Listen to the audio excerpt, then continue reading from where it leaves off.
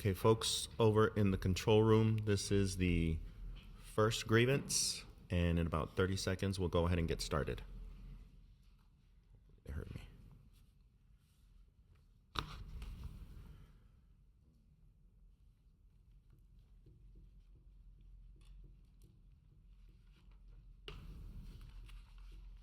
Just quickly to explain what I'm doing, we have 3 different grievances tonight. Each grievance needs to be recorded separately. So that's why I'm giving the control room ample time to initiate the recording, and then when we're done, I will notify that we're done, so that way each grievance is recorded separately, okay? Okay, we're gonna go ahead and begin the first grievance. We, the Board of Trustees of the Socorro Independent School District, are meeting to consider the oral argument in the board-level grievance hearing response appeal from Mr. Lance Davis. For the record, we have a quorum with the following board members present. Over to my left, Manny Rodriguez, Ryan Woodcraft, Paul Guerra, myself, Michael Nájera, Maribel Macias, Alice Gardea, and Charles Smith. The board will allow 10 minutes for oral arguments from each party. Procedurally, Mr. Davis will open the oral arguments and will have 7 minutes of uninterrupted time.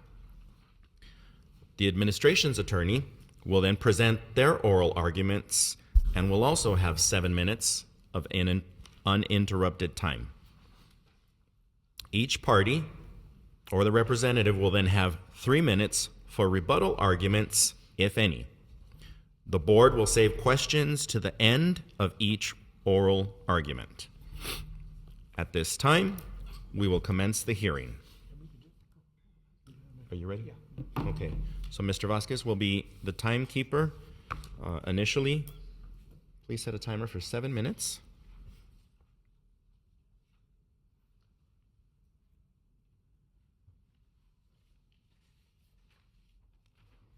Let me know when. Okay.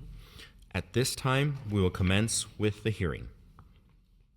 Will the grievant, that's Mr. Davis, please state your name, announce whether you're ready, introduce anybody who is with you, and explain their relationship to this proceeding. At the mic, please, sir. My name is Lance Davis. My son, Lance Davis Jr., he's with me. He's a student at SISD. Thank you, sir. That's why he's here with me. Okay. Will the administration's representative please state your name, announce whether you're ready, introduce any persons who are with you, and explain their relationship to the proceeding. Thank you, Board President Nahara, members of the board, and Superintendent Vasquez. Steve Blanco, legal counsel for the district.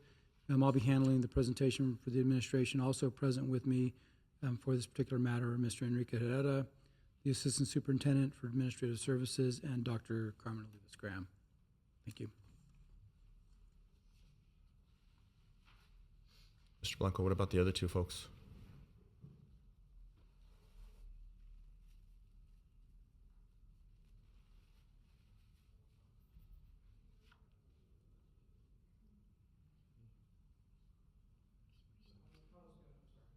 Mr. Guerra is also present because he was one of the hearing officers, and Solange Fournier from my office is an attorney with me. Thank you, sir. The board will consider only the specific evidence in the record. The board understands that the oral argument presented at this hearing is not evidence, but the party's interpretation of the evidence in the record. Procedurally, the grievant, Mr. Davis, will open the oral argument and will have 7 minutes of uninterrupted time. The administration's representative will then present oral argument and will have 7 minutes of uninterrupted time. Each party will then have 3 minutes for rebuttal argument, if any. Again, members of the board are asked to reserve all questions or comments until all parties have concluded their oral arguments and rebuttals, so as not to interfere with the parties' allotted time frames. Mr. Davis, you may now proceed. Good evening. I can keep this very short and very simple. I think everybody here knows that the Constitution, Article 6, is the supremacy clause. I would hope that everybody knows that.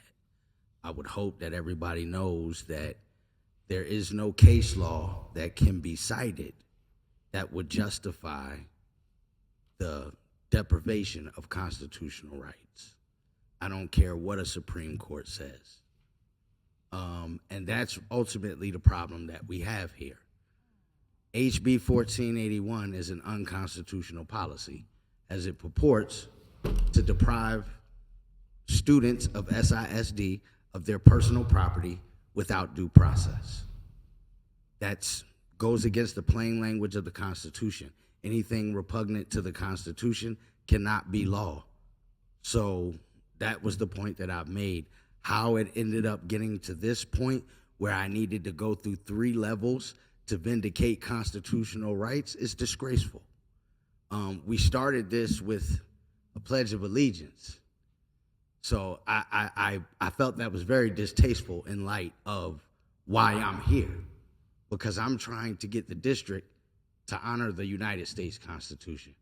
And it has been a fight, and that shouldn't be. So I don't really know what else I can say. You're either going to honor the Constitution or you're not.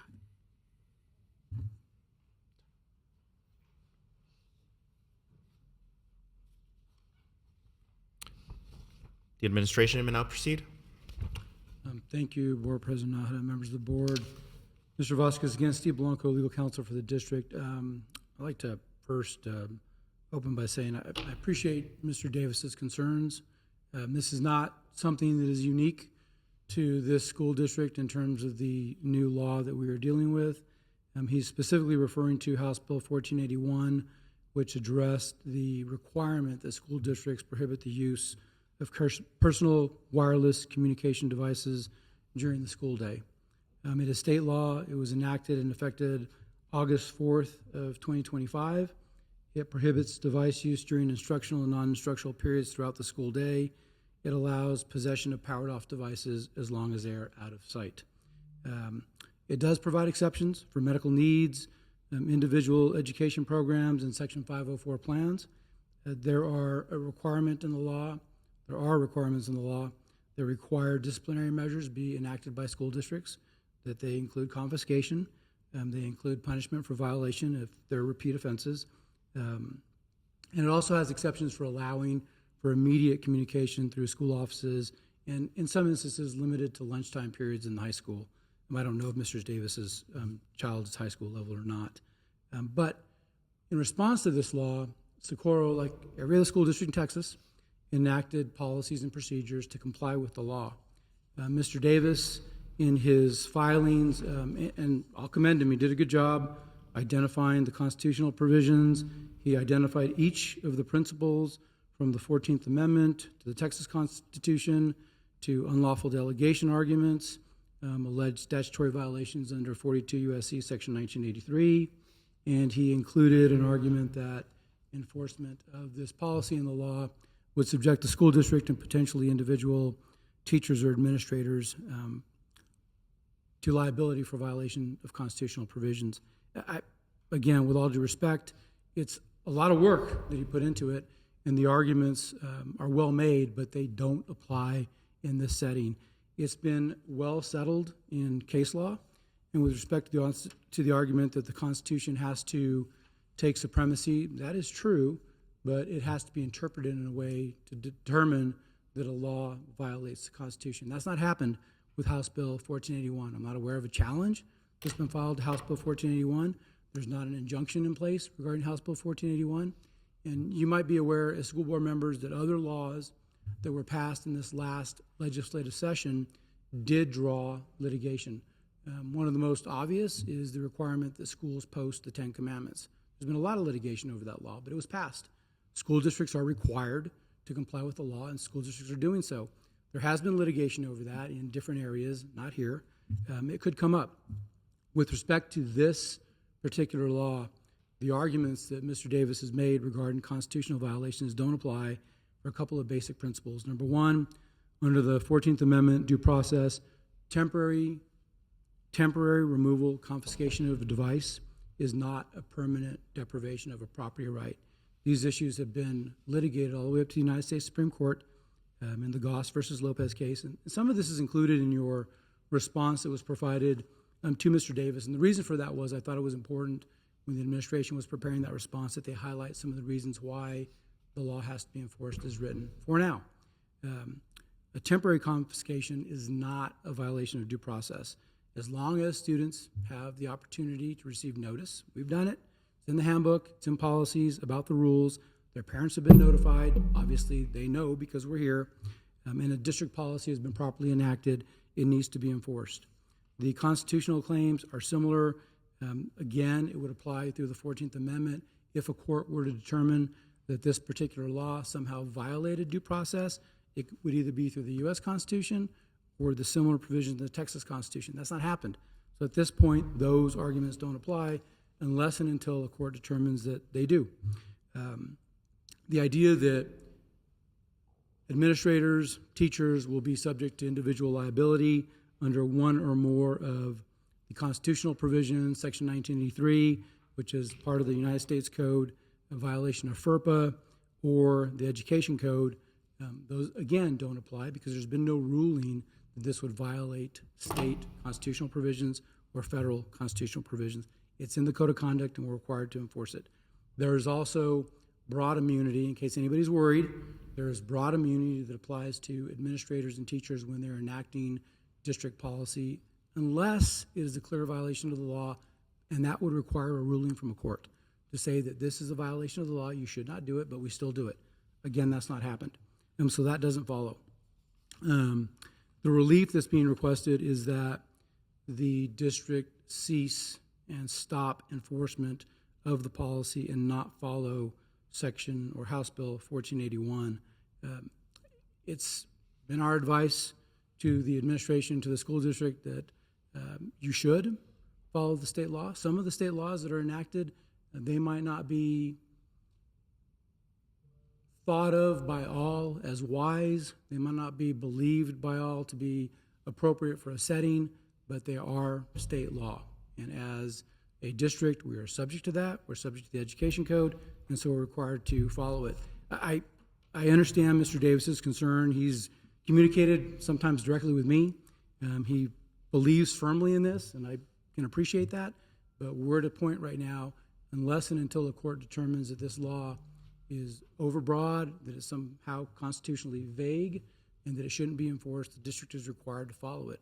It's our recommendation that you continue to do so, that you deny the relief that was requested, which is that we stop enforcement of House Bill 1481 and the policies and procedures that were enacted by the district. And so we're asking the board, after you consider this, to deny the grievance filed by Mr. Davis. Thank you.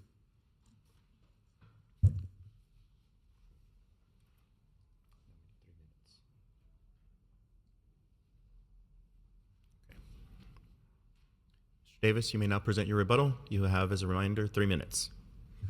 Okay. Again, I'm really only going to reiterate what I said to you when I stood here the first time. Everything that he said is about case law. It's about a court's decision.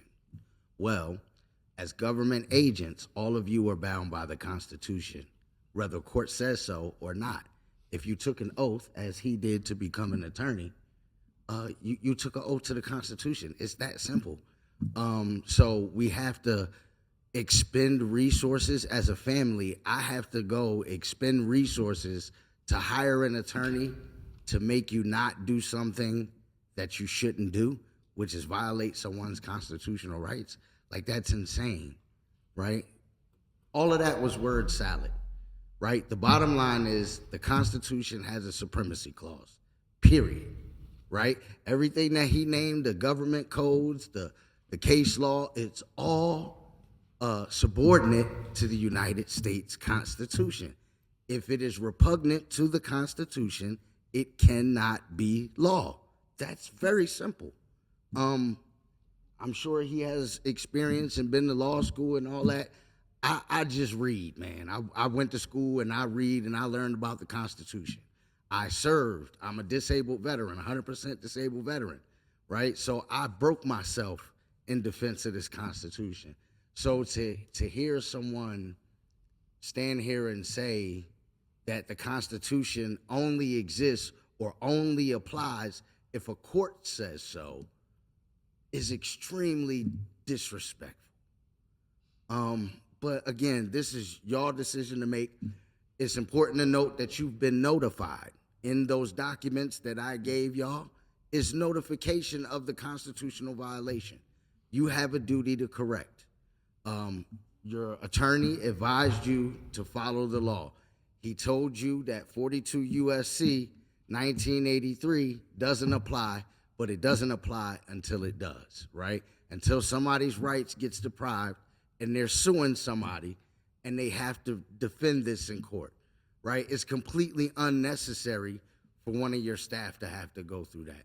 Why can't we just honor the Constitution and halt the policy, go through whatever review is necessary to determine its constitutionality, and if you think it's constitutional, reinstate it.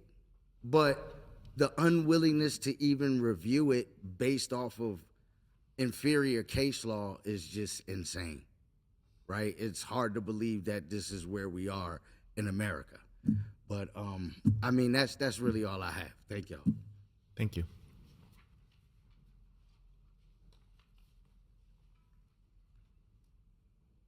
Mr. Blanco, your rebuttal, please.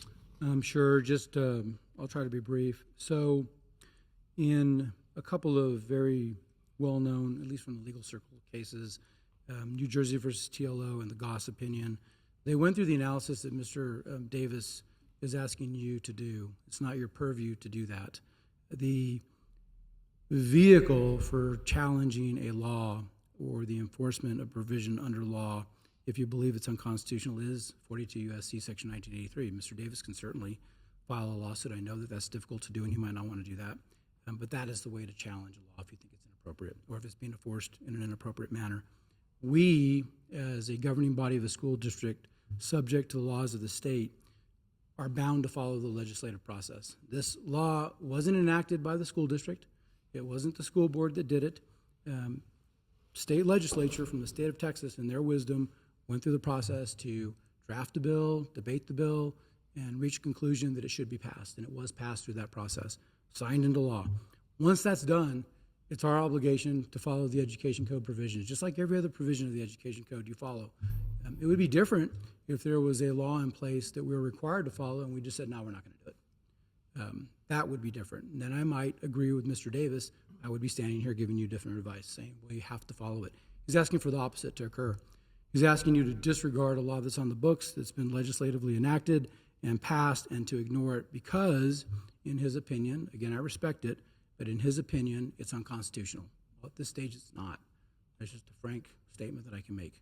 It's not been ruled to be unconstitutional, and therefore you're bound to follow it.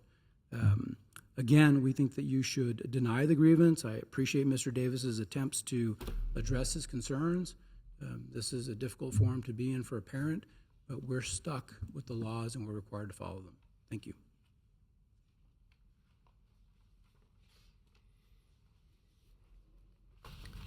Do any members of the board have any questions for either of the parties of this board-level grievance hearing response appeal?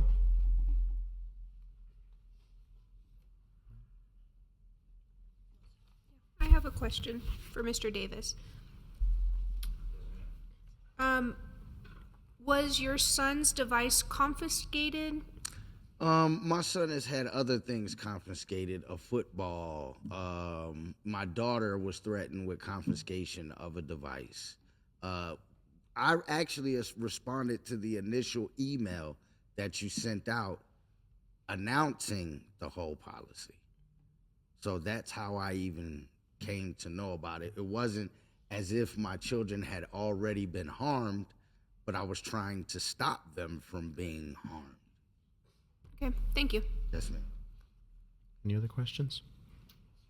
I do have one other Oh, I'm sorry. question, Yes, Mr. Ms. Blanco. Macias. Sorry, you know me and my questions.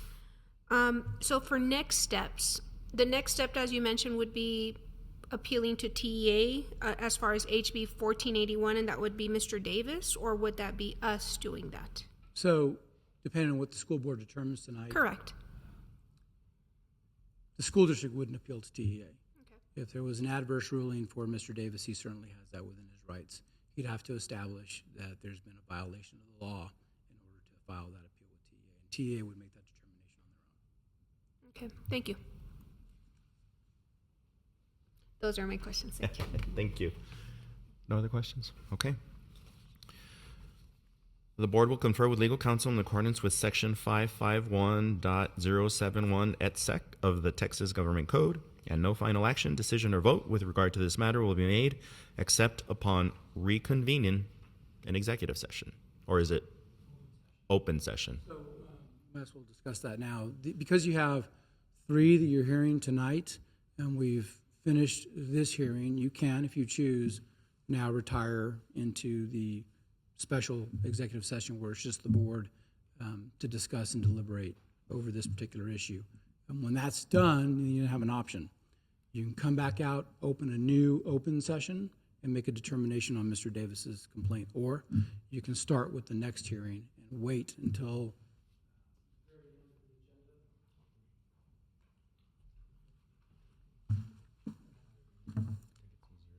and take them all up one at a time when you come back out. That's up to you all.